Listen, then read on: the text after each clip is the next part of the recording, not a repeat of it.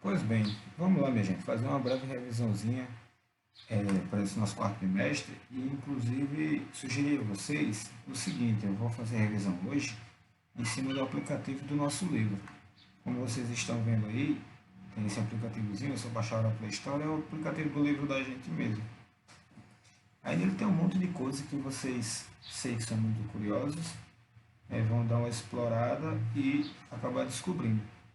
Mas, para hoje, vamos discutir um pouquinho aqui a nossa aula. Pronto, minha gente, estamos aqui nós de novo, né? Como vocês viram aí, nós vamos trabalhar aqui no nosso aplicativo.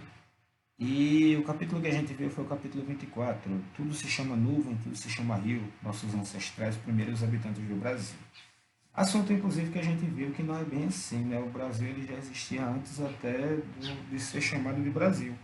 Portanto, a gente refletiu em sala de aula, poxa, até onde a gente pode dizer que o Brasil era o Brasil, sendo que não conhecemos a verdadeira identidade dele antes de tornar-se esse território colonizado com um interesse etnocêntrico específico, que é um outro ponto que a gente discute bastante. E aí, nessa primeira parte, a gente viu que, como eu já disse, o próprio índio não era chamado índio. O índio foi chamado de povo indígena, mas na verdade ele é um ser, de acordo com o nosso próprio livro, reconhecido pela comunidade que tem práticas culturais de cunho pré-colombiano, que o português de longe, quando vê, vai chamar de índio, e os livros de história chamam de povos indígenas. Mas, como nós vimos, o índio, na verdade, ele é algo antes da nomenclatura que é dada a ele pelo português, que quando chega aqui, acredita ter chegado a uma terra que era dele por direito, em questão das explorações. Nessa discussão da colonização, a gente vai entender também que os povos indígenas, eles são tratados como um povo que deva ser subalterno.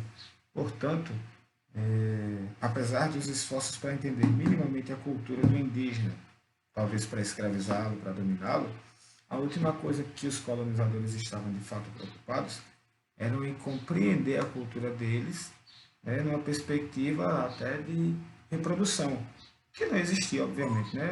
A intenção do colonizador é apagar a cultura do colonizado para que ele não venha a exercer qualquer possibilidade de domínio no futuro. É isso?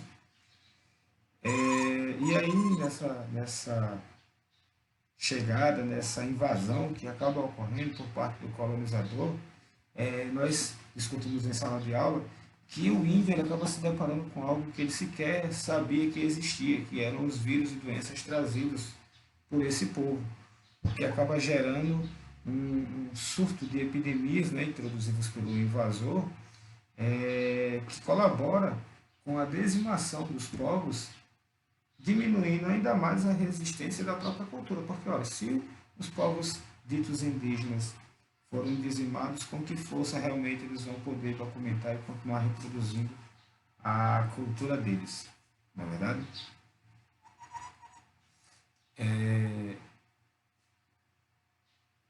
Ainda sobre o capítulo dos indígenas, nós temos que levar em consideração também, como eu já coloquei na primeira questão, coloquei no início da nossa revisão, os povos indígenas, muito antes de serem chamados de índios, eles tinham as suas características étnicas, que denominavam cada um deles dentro de suas tribos, né? Os Guarani, os Tapuia, os Trairi, perdão, dentre tantos outros, os Potiguaras, enfim. E isso, de um modo geral, se pudermos classificar, nós devemos classificar como povos originários, porque é isso que eles são, né? O povo que dá origem à cultura brasileira como a gente conhece e que ainda reproduzimos tantos e tantos aspectos dessa cultura no nosso dia a dia, no nosso vocabulário, na nossa culinária, no nosso comportamento de higiene e etc. Né? Tudo que a gente tem, tudo que a gente pôde conversar, mesmo que muito brevemente na sala de aula. Então, gente, como dito a vocês, né, o índio, antes de índio, que é o nome dado a ele pelo invasor, colonizador, ele faz parte dos povos originários, que são os povos que deram origem à nossa cultura.